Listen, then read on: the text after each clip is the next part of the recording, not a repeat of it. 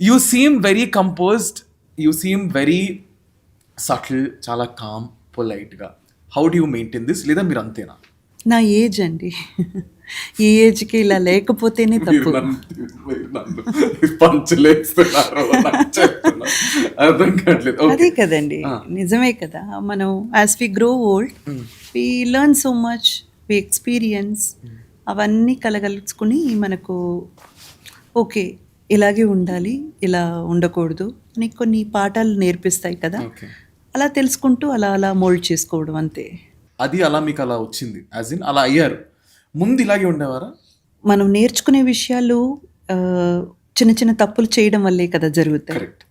So చలాకీగా, చిలిపిగా లేదా స్టిప్పిడ్గా అలా మనకు తెలియకుండా చేసినవి కొన్ని, తెలిసి చేసినవి కొన్ని, ఇవన్నీ మనకు పాఠాలు నేర్పిస్తూనే ఉంటాయి కదా.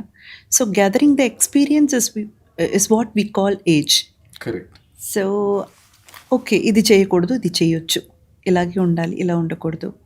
మేబీ ఇది ఆ, మనకు ఓకే, బట్ చూసే వాళ్ళకి చాలా అభ్యంతకరంగా ఉంది. అవన్నీ మనం తెలుసుకునేసరికి మనల్ని మనం కరెక్ట్ చేసుకుంటూ వస్తాం కదా.